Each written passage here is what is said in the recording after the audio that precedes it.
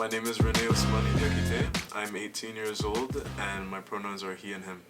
My name is Komalle Abdelsalam. I'm 18 years old as well, and my pronouns are he and him. My life in the past 2 years has been pretty wild. I just graduated high school, went through COVID, uh, went through tough times, went through happy times, and that's pretty much it. I echo much of the same. I just graduated as well. I feel like the past 2 years have been a lot of self-realization and contemplation most of the time. COVID has influenced me in many ways. It got me sick. It made me angry. It trapped me inside of my house. Couldn't do anything. It ruined my senior year for basketball, and which, yeah, just influenced me a lot. I feel like COVID for everybody had different effects. For me, it was mostly coming to a realization and being more mature about all of my actions. It really forced me to be independent with everything that was happening, whether that be with school or with work. I really had to take a lot of the tasks into my own hands, which at the same time I wasn't ready for, but I feel like it was a good thing that it pushed me to do so. I do believe I'm a different person prior to COVID, because COVID has made me more like appreciative towards like things around me. Like now I get to go outside and don't have to wear a mask anymore, thank God. And yeah. COVID for me has definitely impacted me as a person. I've had a lot of time to think about myself and work on myself, so as a result of that, I completely think, like I've said before, I'm a lot more mature now, and I'm able to effectuate all the tasks that I do differently in a more adult manner. The most unexpected part about COVID is no one thought it was gonna happen. It was going on around in China. Me and my friends making jokes about it, and next thing you know, it's here. We're out here quarantining in our houses. That was the most unexpected part. Like no one really thought it was gonna get to us.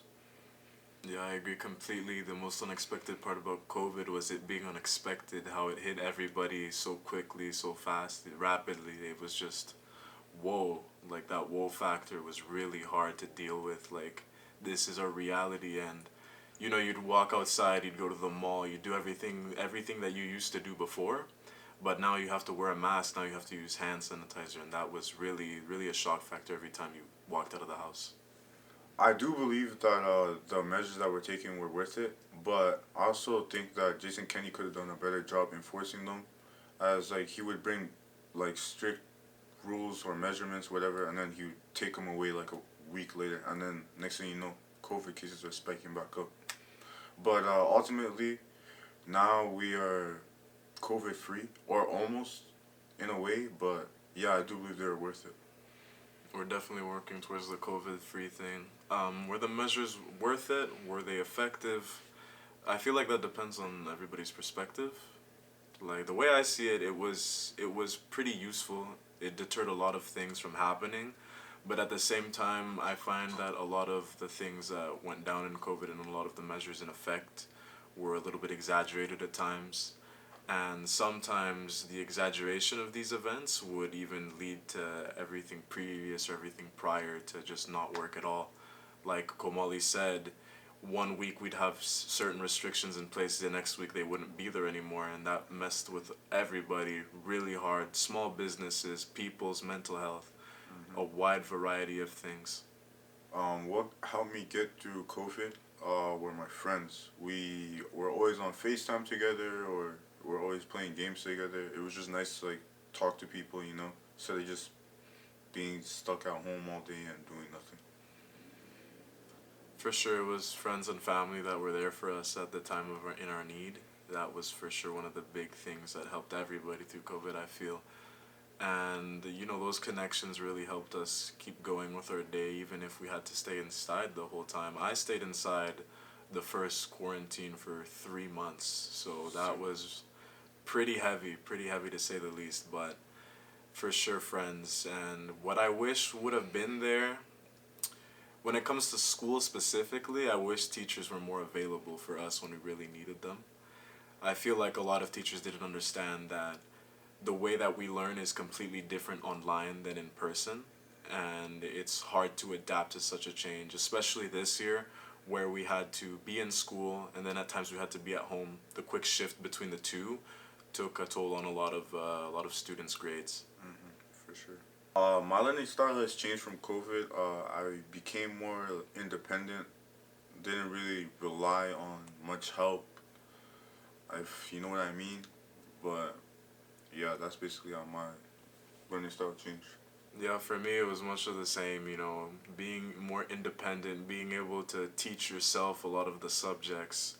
A lot of things are just, you know, go into the book or do these practice questions, and you really have to force yourself to adapt to that. And you have to teach yourself how to teach yourself. You have to become the own teacher. So for me, it was definitely becoming independent. Komalle and I were in the same grade, so Yeah. that's the thing. Mm-hmm.